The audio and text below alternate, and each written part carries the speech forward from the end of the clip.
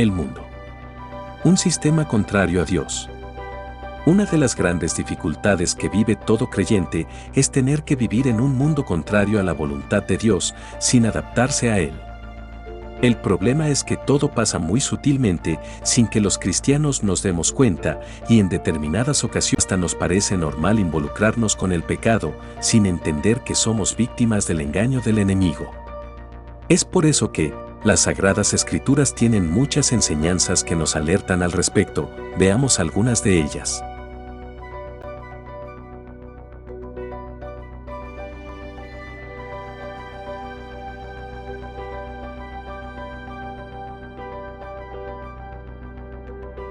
Santiago 4:4 dice: Oh almas adúlteras, ¿no sabéis que la amistad del mundo es enemistad contra Dios?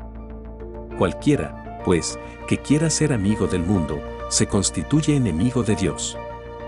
De acuerdo a Santiago 4:4, el adaptarnos al mundo es equivalente al adulterio, faltar a nuestro compromiso con Dios. En forma explícita dice que la amistad con el mundo es enemistad contra Dios. Hay algunos signos de alarma que debemos conocer cuando estamos en rebelión contra Dios. Por ejemplo, nuestras acciones y reflexiones producen enojo, contiendas, desacuerdos, celos, y lo peor es que siempre tenemos una justificación para cada cosa y no estamos de acuerdo en pasar la prueba de la palabra de Dios.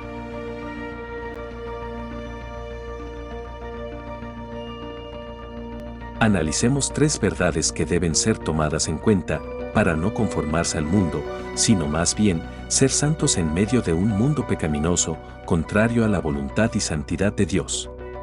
1. Antes de conocer a Cristo vivíamos adaptados al mundo y alejados de Dios. 2. El mundo actual está controlado por Satanás, pero eso no será así por siempre. 3. El creyente no puede ni debe amar al mundo y a Dios al mismo tiempo.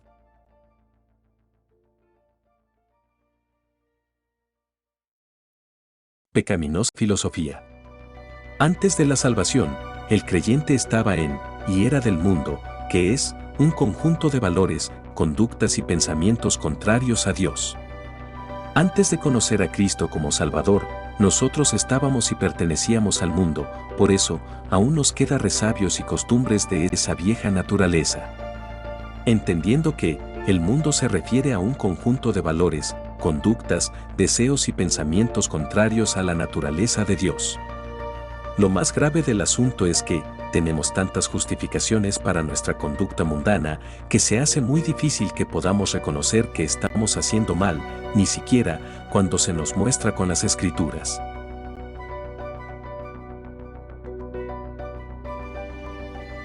En 1 de Pedro 1:14 leemos: Como hijos obedientes, no os conforméis a los deseos que antes teníais estando en vuestra ignorancia.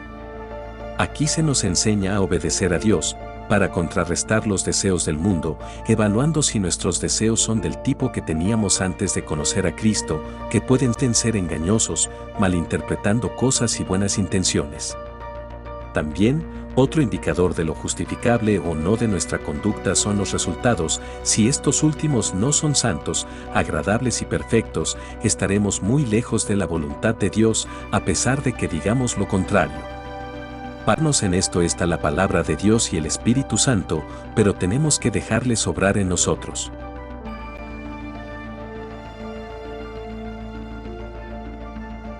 El control mundial es satánico pero muy sutil. Está basado en la mentira y el engaño, con la intención de hacerle mucho daño a la humanidad. Es difícil aceptarlo, pero en los actuales momentos, el mundo está bajo el control de Satanás. Es por eso que hay tantos problemas, maldad, hogares destruidos, guerras, hambre y toda suerte de perversidad. El ser humano tiene justificación para todo eso. Esgrimen los argumentos de la libertad, los derechos humanos, los intereses de la mayoría y mucho más, pero sin contar a Dios en todo ello y sin percatarse que el fin será de muerte y tristeza. Satanás no tendrá el control del mundo para siempre y él lo sabe. Es por eso que no debemos dejarnos engañar y buscar la ayuda de Dios.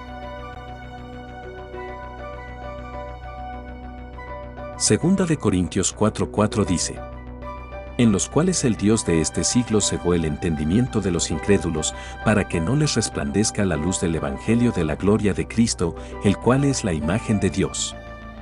Por lo tanto entendemos que, Satanás con engaño cegó el entendimiento de los incrédulos, para que no puedan entender el mensaje de salvación.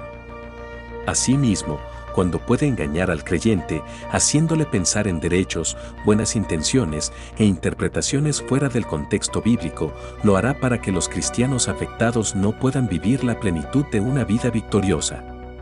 La pregunta es, ¿dejaremos que el enemigo nos confunda, utilizando nuestros deseos pecaminosos y contrarios a la voluntad del Señor? Ojalá que no.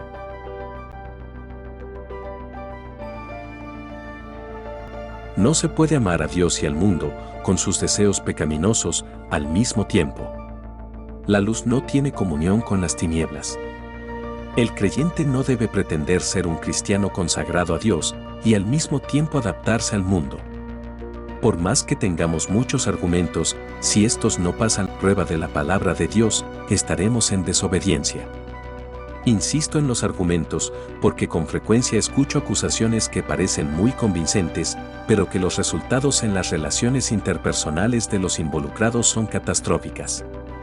En unas condiciones así, eso no puede venir de una vida consagrada a Dios, sino más bien de personas que se están dejando llevar por sus deseos, sentimientos y posiciones. Primera de Juan 2:15 dice: No améis al mundo, ni las cosas que están en el mundo. Si alguno ama al mundo, el amor de Dios no está en él.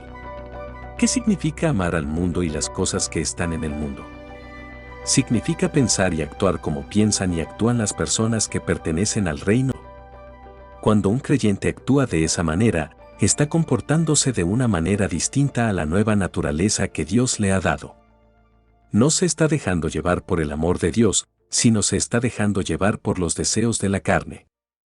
Por lo tanto, debe reflexionar y volver a obedecer la palabra de Dios.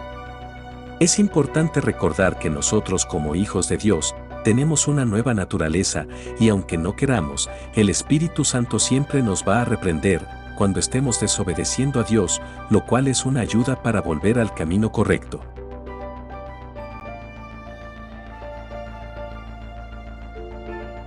En conclusión, vistas estas verdades, el creyente debe hacer todo lo posible para agradar a Dios y no a los hombres, ni a sí mismo, viviendo de una manera digna delante de su Señor.